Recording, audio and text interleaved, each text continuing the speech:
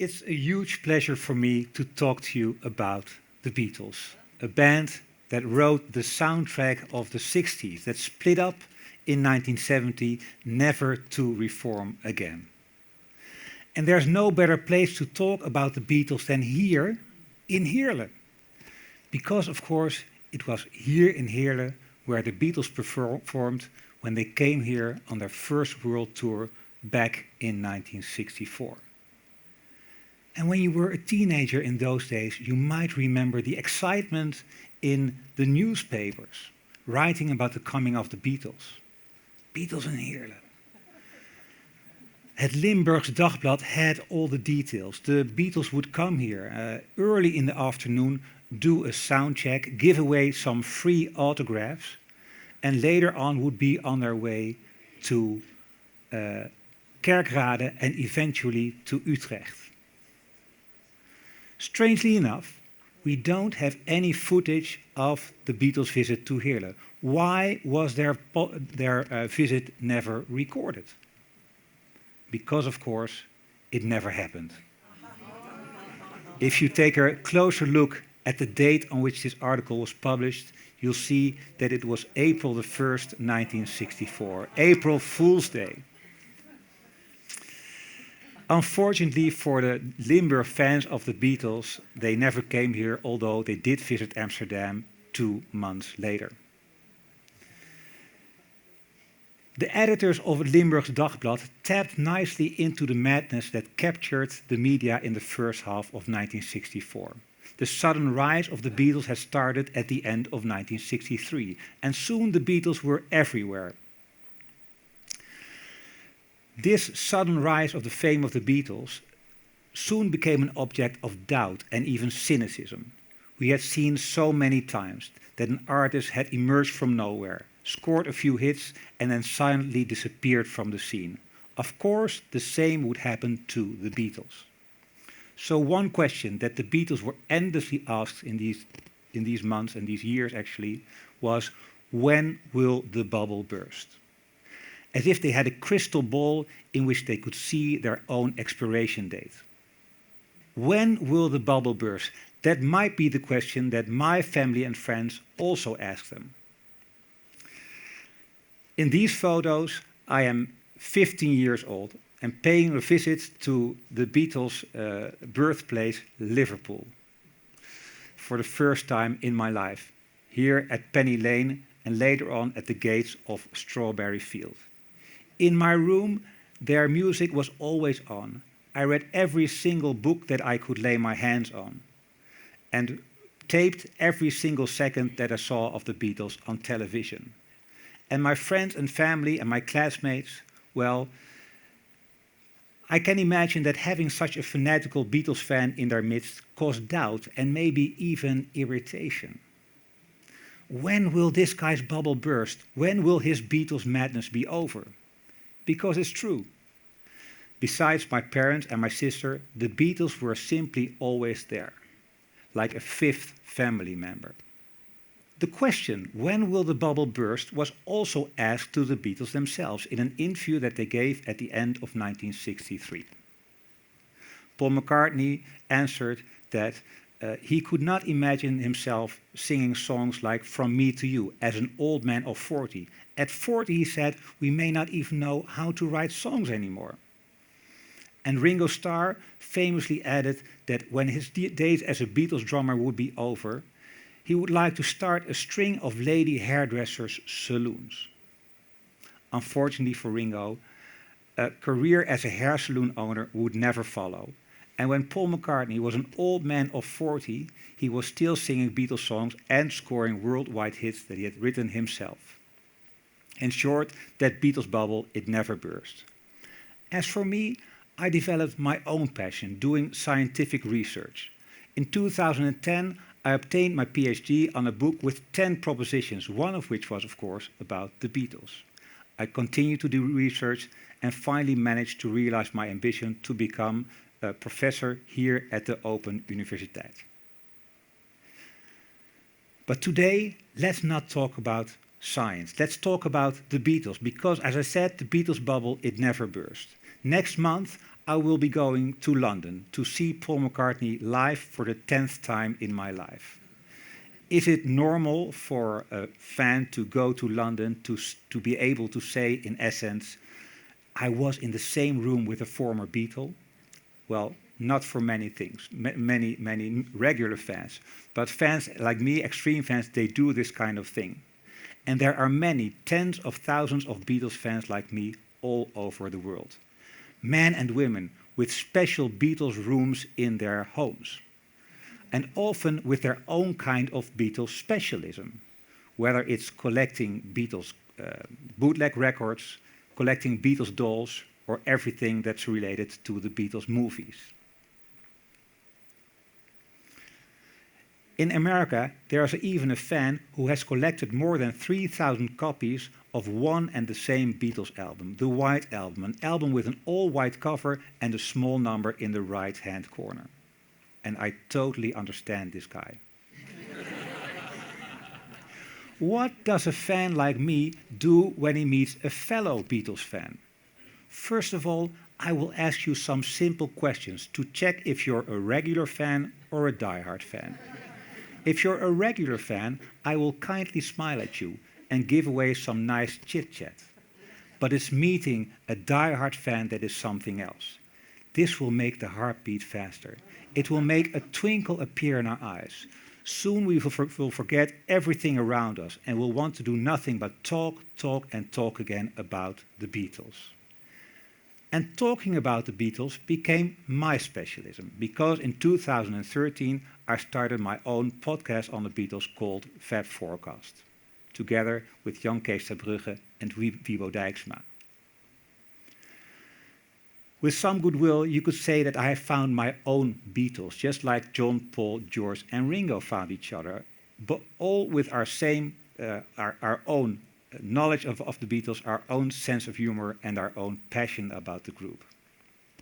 In 2023, we recorded our 200th podcast, and we are currently clocking in a number 226. You could call it a hobby that has got out of hand, but we don't see it that way. It's not like a hobby, but more like a way of looking at the world, maybe even a way of life. So what do we talk about when we talk about the Beatles in our podcast? For example, Beatlemania in Indonesia, South Africa and China. George Harrison and his love for the ukulele.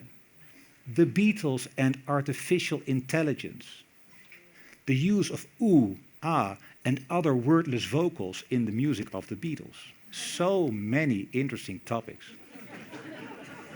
Yet, there can hardly be a bigger difference than between being a Beatles fan in 1988, when it all started for me, and 2024.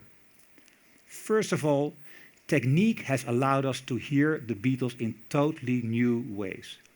Artificial intelligence has allowed us to hear sounds in the music of the Beatles that we have never heard before, like discovering new layers of paint in a painting by Van Gogh. So, as the years progress and we grow older, it sometimes feels as if the Beatles even become closer to us. Secondly, I'm not that 15-year-old boy anymore. Growing older, you understand the world better. And this means that I also understand the Beatles and their lives better. Yes, it's still mainly about those 215 songs, but it's about so much more. It's about their personalities and how they brought out the best in each other, about their influence on other bands and our influence on our whole culture. Even after all these years, the Beatles continue to amaze us. Let me just give one more example of that. I just said that I wanted to talk about the Beatles and not about science. But in actual fact, it's impossible to separate the Beatles from science. All over the world, scientists like to quote the Beatles in the titles of their publications. And the most popular example of this is the song The Long and Winding Road. A search on Google Scholar points out that there are almost 24,000 publications which quote this Beatles song. Why the long and winding road? Well, of course, because doing scientific research often is a long and winding road. There is no better way to express this than by quoting this song of the Beatles. Now, let's go back to the beginning for a moment, to Paul McCartney as a young kid of 21 who said that he would not like to sing, who said that he could not imagine singing songs like From Me to You as an old man of 40. 10 years later, in 1973, he had become a lot wiser. I always used to think, when I was about 16, I used to think, well, 25 is the end. Because when you reach 25, you don't feel old. And you think, well, maybe 35 is where I can go to. When you reach 35, you start to think, well, maybe 45 is feasible, you know. So these days, I figured that there's no reason why I couldn't go on till I drop. Who doesn't recognize this? You grow older, and as you've reached a certain age, you suddenly don't feel that old at all. In 1963, Paul McCartney was too young to realize this. This also means that it was only by growing older myself that I understood how young the Beatles were when they wrote those amazing songs, but also, tragically, how young John Lennon was when he was murdered in New York City in 1980, only 40 years old. And now look at this. George Harrison released this solo album in 1970, All Things Must Pass. And as a young kid of 15, I looked at this picture with amazement and could only think, what an old man. It only later dawned on me that George in this picture is actually 27 years old, which makes the lyrics on this album all the more remarkable. And now look at this. In 1987, Paul McCartney released a compilation album called All the Best. And at the back of the CD booklet was an overview of all the albums that he had released so far. And as a brand new fan, I put a little cross above every album until I had them all. It was all about the music. When I look at this collection now, I see something else. I see a life. I see a man who loves his wife, who gets married, who becomes a father, who finds joy in the ordinary, but also someone who sings about losing those dear to him, and in the end even sings about the inevitable end of his own life in 2007 in the song The End of the End.